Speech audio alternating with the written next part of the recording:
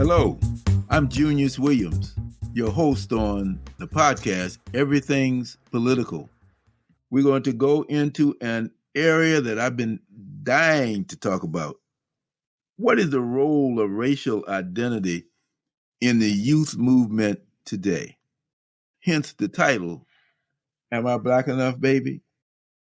And we're going to go right into the introductions with that burning question in the minds of all of our listeners. I know that a lot of Black people want to hear this. A lot of white people want to hear this from their perspective. I don't know about the Latinos, whether they care or not, but we're going to include them on the Black hand side. So my co-host, as always, Francesca Larson. She is also my producer with the group called Mosaic Strategies here in New Jersey. She's going to be doing double duty here today. She's got to hold up the women's banner as well as be asking some good questions as the co-host. Then I want to introduce my good friend, Sam Anderson, who's a native of Bedford-Stuyvesant, that's Brooklyn. He's a retired math and Black history professor. He says he's a writer of sorts. He's a founding member of the Black Panther Party, a SNCC volunteer, author of the Black Holocaust for Beginners, and he is an NYC People's Board of Education advocate, a grandpa, and husband. He spells husband Huzzbin, so you know he must be old school and very colored. Next, I want to introduce a young man who used to be in Newark, but now he's in LA, and that is Darnell Moore, who's the author of the 2019 Lambda Literary Award-winning memoir, No Ashes in the Fire, Coming of Age, Black and Free in America, which was listed in the 2018 NYT Notable Book and a Barnes & Noble Discover Great New Writers pick. Darnell is also a writer in residence at the Center on African American Religion, Politics, and Social Justice at Columbia University, and a whole lot of other things. His writings have appeared in the New York Times, Book Review, Playboy, Vice, The Guardian, The Nation, and he's Director of Inclusion Strategy for Content and Marketing at Netflix. Welcome aboard, Darnell. I haven't seen you in a long time. Glad to be here. Finally, last but certainly not least, and we've been going in descending age order after Francesca, which shall remain a mystery, Che Williams. Che Williams is a young filmmaker. Most notably, he worked with Black Friend Productions in New York City on the 3-time Emmy-nominated Tulsa Burning, a documentary of the Tulsa, Oklahoma massacre. And he is my youngest son, my youngest child, making his second appearance in Everything's Political, and I know how old he is. So that's who we have today. So since we're talking about Black, we're going to get into what it means to be Black and African Americans. For those of you who out there who are organizers who want to just be proper, I guess we could call it African American, but Black people call ourselves Black. I want to find out when you first considered yourself to be Black. And let's start with you, Darnell. Good question. And I'm really happy to be in conversation with all of you. I think back to the moment that, and I didn't have this language as a young person, where Blackness became less of a cultural designation and more of a way to point to a political identity.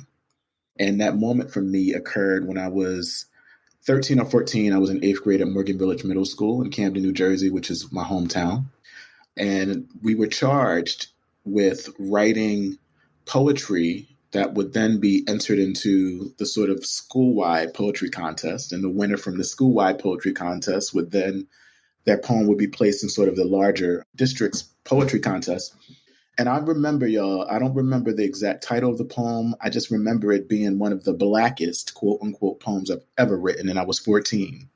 And Black, not in the sense of sort of cultural identity, right? But like radical political, like ideation and ideas.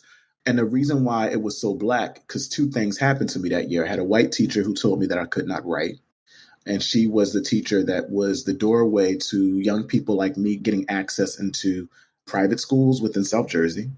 And it was the same year that the regional and local newspapers derided the young kids, the young Black and Latinx kids at Morgan Village Middle School because Miss Universe or Miss America had visited the school. And the whole story was about the sort of young, betrothed Black kids that she was going to introduce herself to. Now, at a very young age, I was very cognizant at what the meta-narratives about young Black people, particularly in working class places like Camden, were. And my poem was a response to that. And I would yell, it was Black. I was just saying, and I don't even know where it came from, besides the fact that it was motivated by what the narratives about young people like me were being sort of put out in the world in that moment. I'll just end by saying the person who was the reader at the contest, and I won the poetry contest, by the way, Power to Black. Mm-hmm. And the person that was given that read right after me, who was the sort of professional reader, was Sonia Sanchez.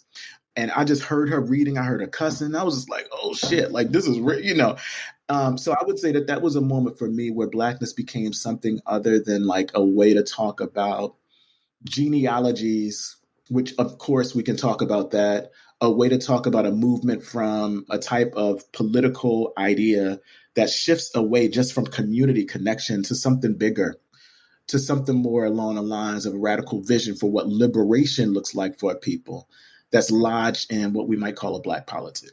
How about you, Sam? I think I was a Negro until 1964.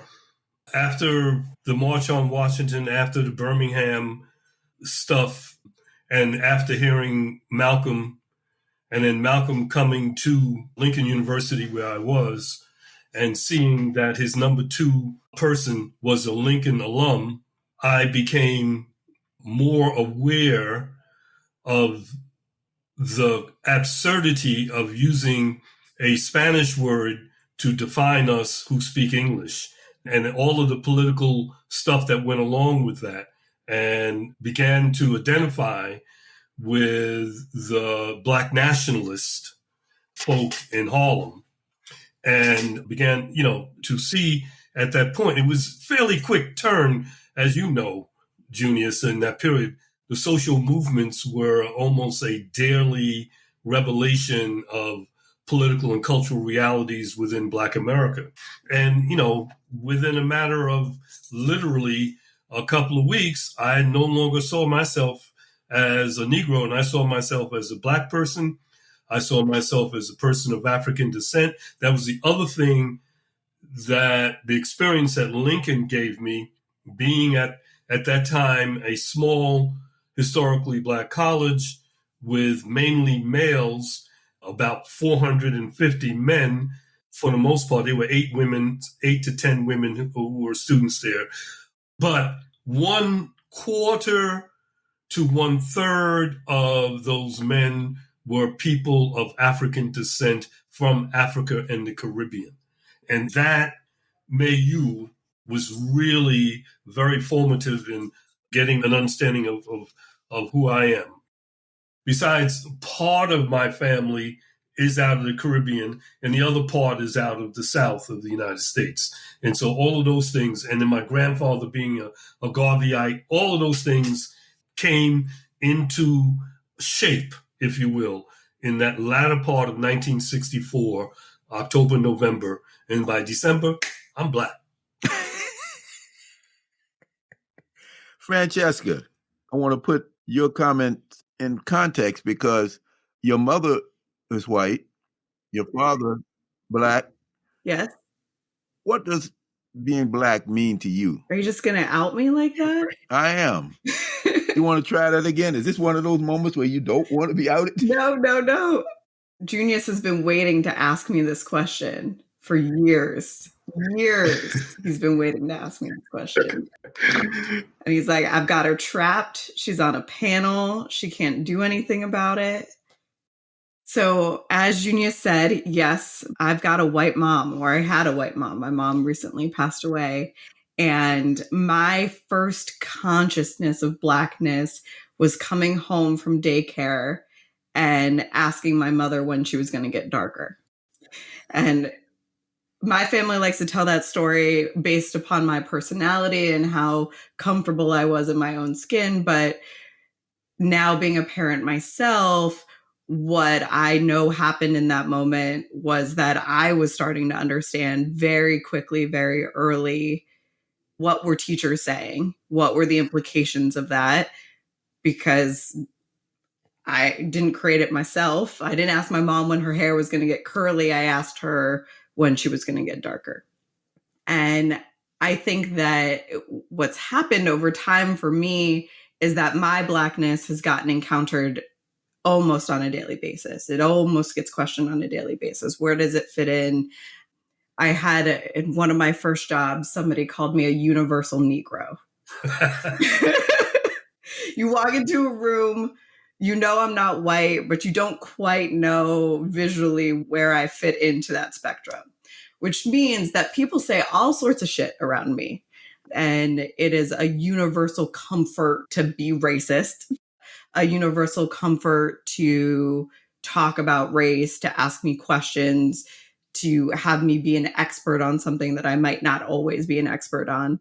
So that's kind of how I've also found my Blackness, is figuring out what of those conversations I'm comfortable participating in, where I want to use my voice, where I think my voice is appropriate, where I need to take a step back and listen to. The place where I think I've really come into my Blackness, and Junius asked me how old I was, but this will give some context, is 30-ish years since that moment with my mom and the teacher, I became a Black mother. And that is a different identity. It's an identity that started going into the hospital on the day that I delivered, where my Blackness was a reason to not receive proper medical care, that my child's life was in jeopardy. Like the stats of Black children and Black mothers in New York City, it is a life-threatening event. And so from my perspective, that's really changed how I use my voice as a Black mother, as an advocate, being able to speak to these issues, being able to know that, yeah, I've got some agency because I had a white mom. I'm comfortable in white spaces. White people are comfortable saying a lot more crazy shit around me. But I also get to hear the conversations that go on at both dinner tables, that my community is reflective of my background. One thing that Blackness doesn't mean for me is a connection to Africa. And that's because my white side of my family has a stronger connection to Africa. So the stories, my Italian side grew up in Kenya. My understanding of Africa, the roots that I have there are very much disconnected from my Blackness. My father's side does not connect to Blackness in that way. And I think that'll be interesting. I've never been to Africa. I think maybe that'll give me a different view of it. So, Junius, when we go to Africa? When you get ready to pay for me to go. Let me go to Che Williams. You guys had really great points. I think I became Black, when I went to boarding school at 14, just barely 14, in Newtown, Pennsylvania. And it was Blackness because of being the other. So, I went to a majority Black elementary, middle school, like 99% Black. And then you go to a high school with white kids and Asian kids from all over the world. And I think then you become the other, so you become more aware of Blackness, not just like Darnell said, as a culture, but as a political ideology, as a way of understanding. So I think then being there, you're living there. So it's also very much so a tribal type of vibe. Everybody kind of gravitates towards what they know. The guys from cities are all friends with guys from cities. The people from the town are all friends with people from the town. All the Asian guys get into their little friend group. So in the dorm, which is its own little tribe, you have subsects of that. So I think that's when I really became aware of that. Like, oh, you guys don't talk like this. Or, oh, you guys aren't engaged in these activities in the way that I am. So I think it was really as a term. I think I became Black in terms of socially and a way of understanding my peers at that age. Now, you reminded me of something. This is a book called How to Be Black by a guy named Baratunde Thurston. Sometimes I don't know when to take this guy seriously. I bought it kind of like on a lark, but he's got some interesting conversations in here. Let me read this to you and see if you can react to this, Che. When I went to boarding school, I met a lot of African Americans who were legitimately inner city or playing it up to try to retain some kind of blackness. Their whole thing was about Do the Right Thing, the movie, urban culture, Spike Lee, and I'm like, this guy just seems angry and disgruntled. That was not my experience of blackness. Are you asking me what I think of that, or what? Yeah, what do you think of that? I think there's legitimacy to that, but again, that's a different era. This guy seems a little older than me based off the Do the Right Thing reference, but I think, I'm not sure if this guy is from the suburbs, but I think a lot of the inner city black guys just gravitated towards each other because we were from inner city. So we have an extra way of understanding each other that the kids from a small town or the students from West Africa might not relate to. So I think that's just, again, another way of understanding that helps young kids who are trying to find themselves, I think, kind of breaks it down a little easier. Now, I can't help joining in here because Sam said something about how sudden the movement became toward being black. You all, I think the thing that the three of you have in common is that it was not a jump. But to us, we had been Negroes so long and even colored in some of our perspectives, and I think the same thing kind of happened to me. In 1963, I went to Uganda with Crossroads Africa. And the brothers who were there with us, they call them our counterparts. They were bricklayers and we were building a hospital. So here were these guys who enjoyed their arms being rusty. My mother used to say, man, you got to put some Vaseline on your arm because your arms too rusty. Put this Vaseline on. These guys were writing numbers, calculations about how to lay the bricks. And I said, what? And I noticed that I was getting rusty too, as I always did, but here it took on another significance. And then my hair kept growing and growing and growing. There were no barbers in the farming area of Uganda up there in the mountains of the moon. And so when I came back, I had a big afro. And I enjoyed writing on my skin. And the white people who were in the group, they couldn't do that. That's when I became black.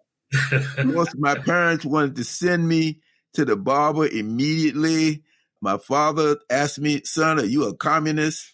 And all of these things happened kind of like all at once. And from that point forward, it's like a switch that you guys didn't have to go through. We had to go through that switch because all along we had been told we were colored, we were Negroes, and that meant something that was deficient in us. But here, Sam and I found something that was quite positive, something that we liked, and we just went with it. I will say, when I was listening to you and Sam, I was thinking about just how radically powerful it would have been just to name yourself like something other than Negro, right? Something other than color, just like the pronunciation of blackness itself was itself just radical. Absolutely. But here's the thing, like the thing that I would say is similar in spite of the generational difference is, yes, I came into a world where blackness was a term that was endeared by the benefit of Black power. We still were in an anti-Black world nonetheless. And I still had to grow up really understanding Blackness as something that was to be celebrated and not derided, because the world, in the anti-Black world, that's what you're taught. So it's not like at 14, I'm waking, that I think even in the 80s, I came up of age in the 80s, I was still having to sort of wrestle with the resonances and the residue of anti-Blackness as a young person with dark skin, big nose, big lips, who culture is commoditizing Blackness, but they're also telling you that they hate it. Mm-hmm. So to get to a point where I was able to say, oh shit, I'm Black, that itself took a lot of work for me to do as a young kid coming up in the 80s. And I imagine, I don't know, Che, like closer to like this age, I imagine that struggle's still the same, no? Like just to get to a point where Blackness becomes something that's celebratory after you have to teach yourself out of the lies that an anti-Black world has taught you, it's still work. Absolutely. I don't know if it's such a light switch.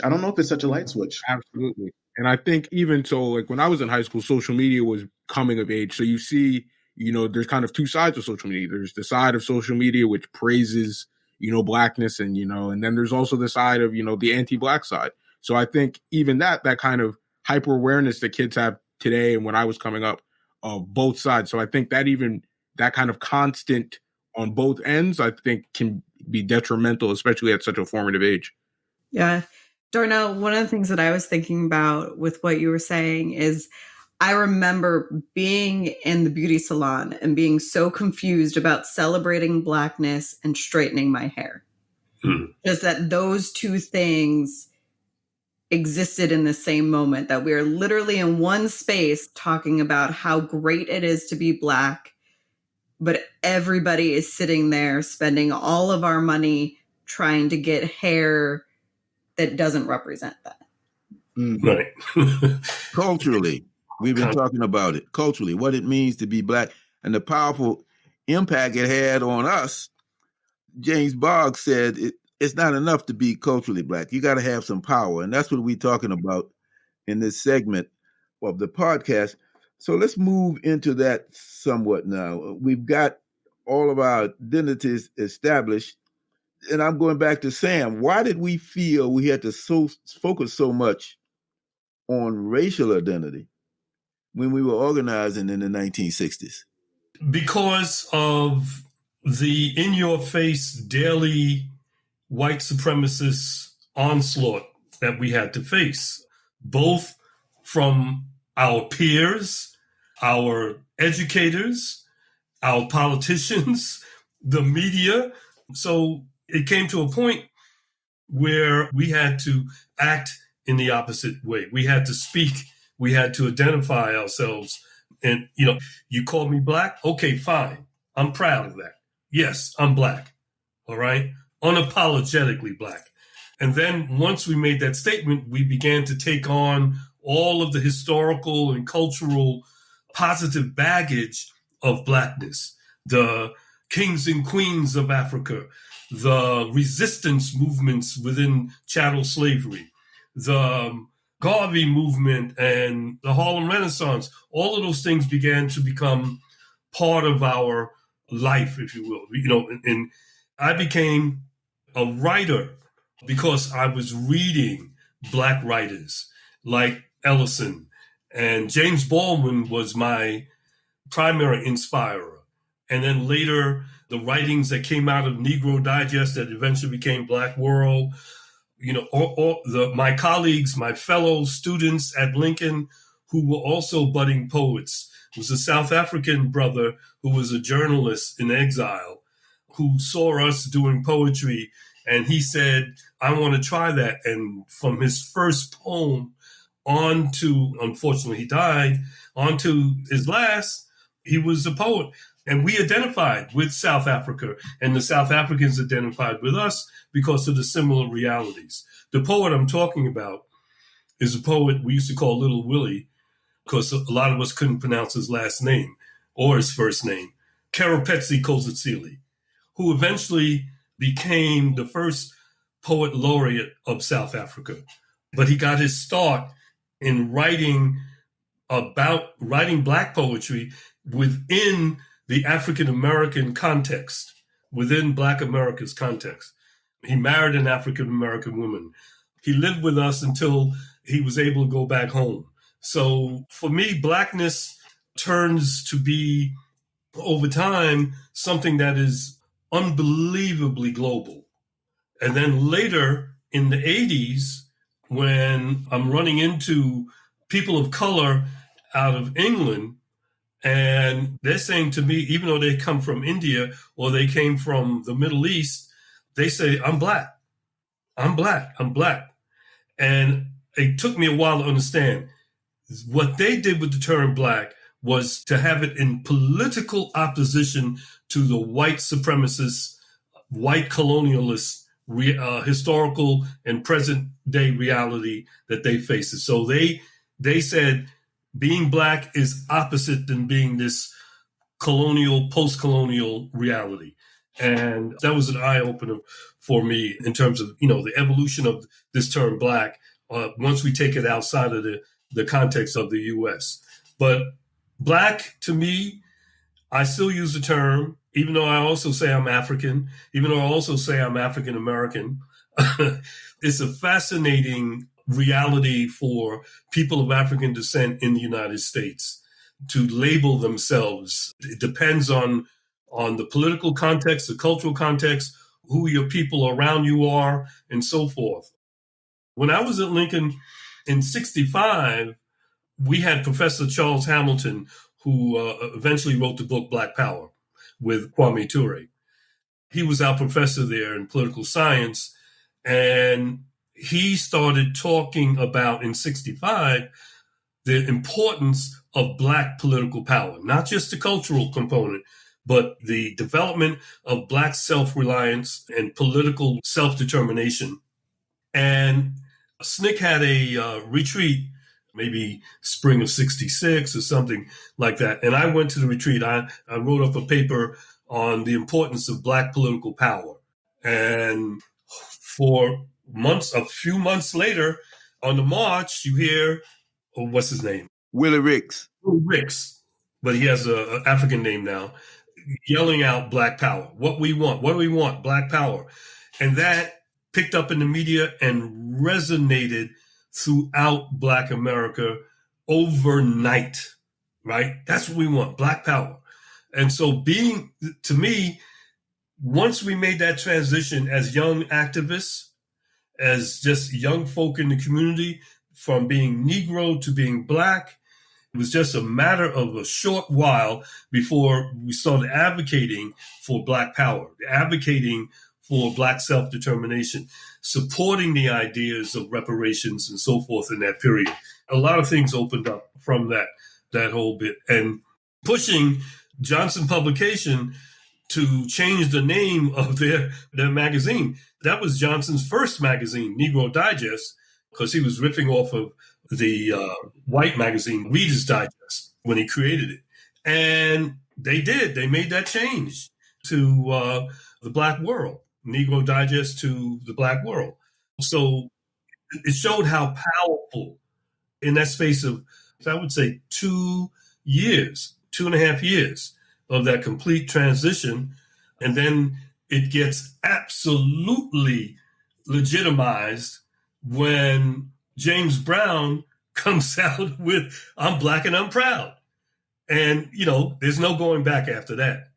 And then Nina Simone, to be young, gifted, and Black was the other. So the evolution of the term is also reflective of the political and cultural radicalization of Black America. So did we go too far with that term, Sam? I'm talking about what some folks call a narrow nationalism. What do you think about that?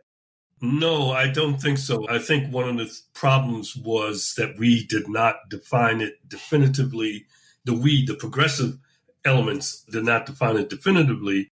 Do you think, and I guess maybe this is to all of us, do you think that when we start talking about Black power, we got that into the election booth and we put too much emphasis on Black elected officials? Let me read you a little something from the public intellectual James Boggs. He said, as a result, the ruling class was able to use Blackness to create a small Black middle class to confuse and demoralize the majority of Black people. All that Blacks had to do was shout Black, and they were given Black studies programs, Black judges, Black mayors, Black superintendents, Black foremen, and Black police chiefs, all of whom began doing exactly what white judges, white mayors, white school superintendents, white foremen, and white police chiefs had been doing all along. Meanwhile, in our communities, the great mass of Black people, and particularly our young people, became increasingly desperate, everyone doing his or her own thing, turning on one another, ripping each other off. And all we had to do was to try to organize and do something along the line of changing what the status quo was in society rather than focusing on being Black. What do you think? Yeah, I think there's a lot of truth to that. And many of us during that period realized that and trying to create organizations in the community to bring about, how would you say, a more Black working class solidarity effort across the country. Indeed, we saw that in New York City. One classic example is the struggle for community control in the late 1960s over public schools. And the end result was decentralization with Black folk in high places. We saw that. You could see it, and you're active and you could just see it around you and coming at you in slow motion. And you're trying to say to people that, for example, sending activist parents who were very active in the community control struggle, sending them for a summer at Harvard, sponsored by the Ford Foundation, and giving them a certificate, and them coming back, they've negatively transformed. And then the politicians running the hustle in supporting this decentralization act as opposed to the development of community control of schools. So I know I was definitely one of those who was very critical of that transition to politicians and Negro politicians. Well, let me ask you this, Darnell, because you were one of the original people who were a part of the organization or the movement called Black Lives Matter. A couple of questions on that. How do you all deal with the whole question of racial identity when you're organizing? And you are also noted as a gay rights advocate. How did you all deal with some of the mistakes, if I could call them that, and not get really jacked up by my friends, some of the mistakes that we made in the Black Power movement as defined by Sam and I? I appreciate you naming that. I mean, I want to start by naming that every generation is going to have to evaluate who it allows to sit at the center and who it pushes further and further and further to the margins. And that's going to be something that we repeat all the time. I think there's this sort of fight for the center. And one of the things that we learned in organizing that first ride to Ferguson after Mike Brown was killed with the Black Lives Matter Freedom Rides that from Jersey too helped to put together. One of the first points of critique that we got back, and I'm going to start here and work my way backward because I like to start with self-reflexive analysis as opposed to pointing my finger. One of the first points of critique that we got back was, this is very different than organizing in the past, and that it's very intersectional in terms of who there isn't sort of like a straight cisgender, like charismatic male leader only, right? There are women involved. There are cis women and trans women. There's all manner of people. It's not like you get to be James Baldwin and only talk good Black shit, but your full sexual personhood not be accepted. It's not like, I was saying as we were gathering people, this is not like Bayard Rustin 2.0, right? You don't have to leave parts of your entirety of your Black identity at the door for the sake of the radical racial politic.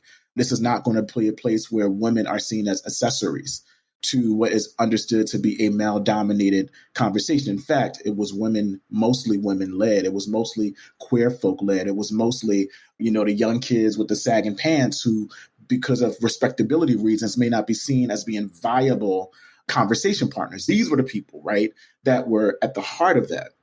And even with that, we had trans sisters from places like Ohio that said to us, y'all talking a good game. You're saying that this is run by queer folk and it's women here and it's young folk and it's not just sort of like ages or, and yet ain't no trans person was part of the organizing body that helped to plan this. And we had to take that feedback because they were right. So it's not enough to talk a good game about a Blackness that is elastic enough and big enough to contain all of our complexities. Part of the politic is actually delivering on this idea that when we're talking about a type of Black politic in 2022, that Blackness got to be big enough for all of us. Because the moment that I put my fist up in the air and I'm talking about the mattering of Black lives, our Black lives matter, but I'm not thinking about the Black lives of my Black trans colleagues or friends and peers, or the working class folk that are living in the project, or the incarcerated folk, or the queer folk, then my Black politic is shabby. And what I will say about the past, I had to learn from the mistakes of the generations that came before me. I knew that before Amiri, who I loved, Amiri Baraka, lift up his name and celebrate him, before he goes on to celebrate Baldwin at his homegoing, he was also calling him names.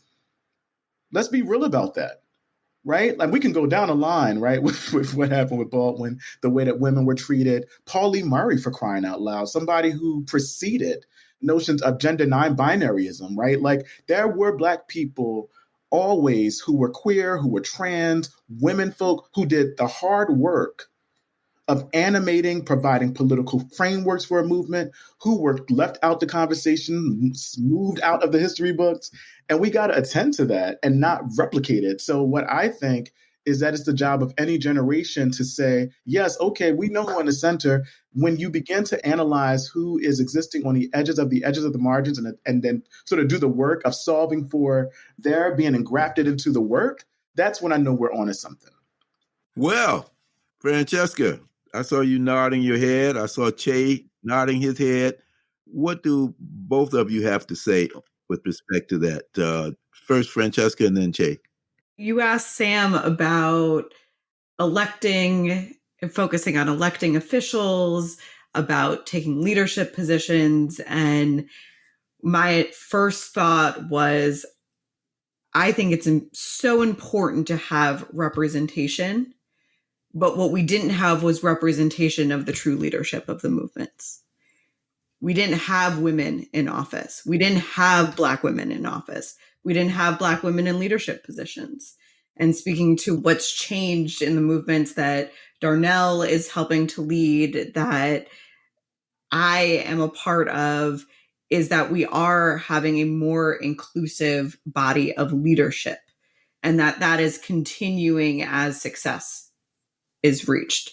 So once we've reached a point and we're able to take an additional seat at that table, we're bringing an additional person with us. And it's not just anymore that there is one seat at the table. There's now 5 seats at the table. And it's my job to make sure if I get a seat at the table that I'm bringing somebody else with me. And I think that is a big difference from the generation behind us, and something that I'm very conscious of even as I'm growing in my own career, as I'm growing in my own leadership capabilities. And it sounds like, Darnell, you and I are also entering into structures that are more corporate environments, where we don't have the same experience that we have had in movements where there are a limited number of seats at the table and there's a career pathway associated with it. But what is our job in that space? And is it any different than it was in the movement or in organizing? Can we still be organizers in the boardroom? And I think that is kind of the gift that our generation has been given, is that we are in those seats, but how do we continue to organize from there? How do we continue to be Black in that space? Can I just add one thing here? Because I don't want to let our generation off the hook, my generation off the hook, and the generations behind me. And as much as I think that we had to contend, and we have always contended with sexism and misogyny and patriarchy, right? And antagonism against gay and queer and bi folk and trans folk.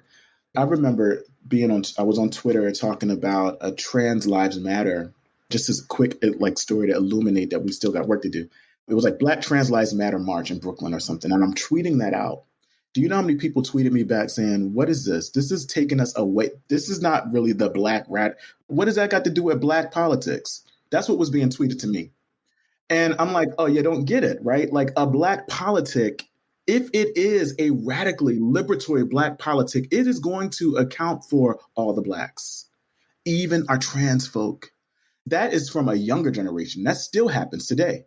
You will have folk that says they will not come to a rally if it's not a cisgender, straight male person that was shot by. If it's a woman shot by police, if it's a little girl who was assaulted by a Black man in the community, those are not conversations that people are trying to have. They're telling you that that's deviating from what we're supposed to be doing. That's still the work, y'all, in 2022 that we're still left to do, is helping to unpack that. So I just want to name that, because I don't want to make it seem like there's some generational bias here, that somehow folk from prior generations were much more homophobic or much more. No, it's still present today. What do you think, Che? Two things.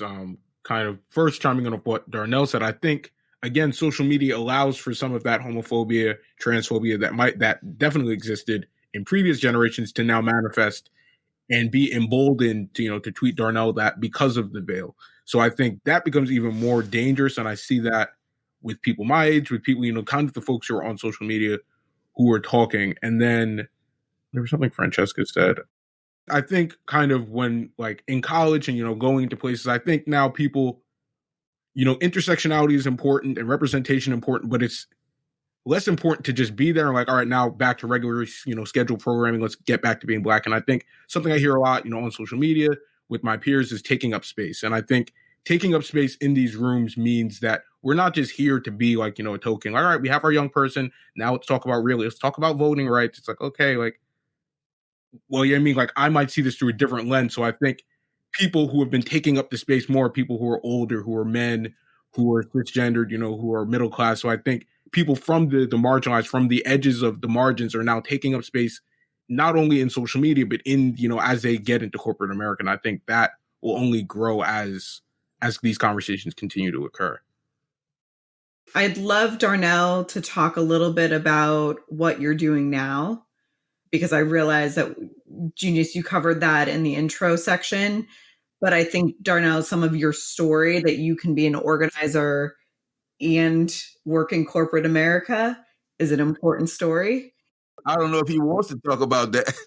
That deserves its own podcast. I mean, I'm a media person and I'm a creative, a cultural producer, a writer, and I've done docs and stuff. So I've been in and out the corporate space within media for over the last 10 years. But now I'm vice president of inclusion strategy for content and marketing, publicity awards, studio operations, and animation at Netflix.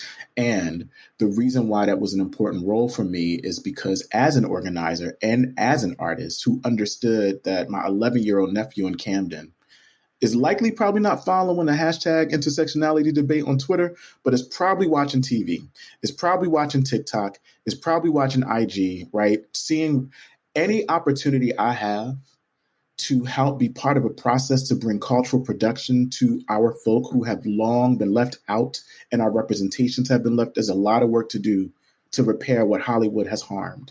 And there's a lot of stories that tell. And if my little Black ass from Camden growing up had some sense that Black kids who are gay and working class and working poor could live and become something other than what somebody told them they can't. And if I saw that on TV, how much more would have done for me? It's one of the reasons why I'm in my job, because I want to make it possible. I want to give people access to the type of visions for themselves and the type of cultural production, whether that's film or TV, that can be possible for them. I'll end by saying that my nephew is 10. And there's a show that we have on Netflix called Raising Dion. I won't say it. He loves it. But it's the story of a little Black boy that has superpowers. And my nephew is enamored with this show.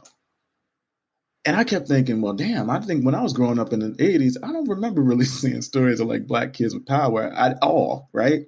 And how much that one story as an optic might do something for him as a young kid in terms of his own imagination. So my work is really about making more of that possible. And I'm happy to be doing it at this point in my life. Che, as a filmmaker, what is your hope and aspiration in that whole area? Mm-hmm. So I think I gravitated towards visual storytelling as opposed to like any other means. I think one, because unlike any other, theater or film, it's there and it lives forever. The images that are seen, and it's always the same every time you look at it. So I think that's why I was initially drawn to film, just like as a visual content creator and storyteller. But I think in terms of the stories that I kind of gravitate towards, I think are stories that show Black people living. And I think that's so important because like if you look at, the Black stories or the Black voices section at Netflix, it shows a lot of Black life. And I think that's so much more important than seeing, I love Fruitvale Station, and Fruitvale Station shows that before Oscar Grant died, he lived and he had a purpose and he had a vision for his life. And I think seeing movies like that are multidimensional, I think are so important in terms of what Black kids see. So I think that's why I want to be a visual storyteller, as I say, or filmmaker. I would just add, you made me think about, Chad, you were talking, I made a concrete, a choice to move between these worlds of sort of like organizing and cultural production and creativity, pretty much like inspired by Robin D.G. Kelly's work, Freedom, Dreams, and the Black Radical Imagination, where he's talking about part of one of the muscles, the engines of organizing or of creative possibility for Black liberation is the arts and culture. Can't forget that. Like, yes, I can organize in the street and I can do policy work, done all of that. But I also know that art, which is what we sort of started our pre-conversation with, is just as critical. It fuels everything for us and expands our imagination. So I didn't see there was no hiccup for me to move into cultural work because I know how powerful it can be to shift how we come to think of ourselves, our politics, the grounds of our imagination, and so much else. Well, I think that is very well said on everybody's part. Let me just read a little something else from James Boggs to try to summarize it. This is something called The Urgent Plea, a call for Black leadership. I think it was done in the 1970s. Today, we must not minimize the struggle or waste our time saying what Black leadership should have done. We have to be clear that yesterday's movement succeeded in winning the civil rights that we should have had all along. We also have to be clear that in the course of the struggle, we all became better people. We rediscovered our heritage, our pride in ourselves. We were particularly proud that in American society, which has begun by defining Blacks as only 3/5 of a person, African Americans have always been the ones to raise the fundamental question of what it means to be a human being and how human beings should relate to one another. That's James Boggs commenting on the 60s and the 70s. And I'm just going to kind of summarize what Darnell has said. The only difference is, and it's a big difference, is that when we raise that fist, it's got to be big enough for all of us who are Black. And I think with that, I really appreciate you guys coming on and teaching us, teaching me. I'm sure we have a lot of people out there who have learned. And until next time, when we're going to be talking about, do women make the best organizers? And I don't dare have this number of men talking about that. I guess I'll have to be the only one like you are, Francesca, today. So that's it for us, and I hope you have enjoyed the program.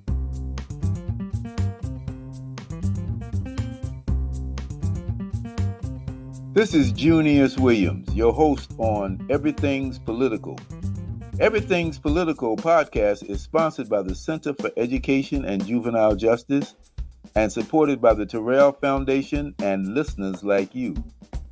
It is produced by Mosaic Strategies with theme music by Anthony Ant Jackson. Like what you hear? Subscribe to Everything's Political podcast on Spotify and follow us on Facebook and Instagram for exclusive behind-the-scenes content.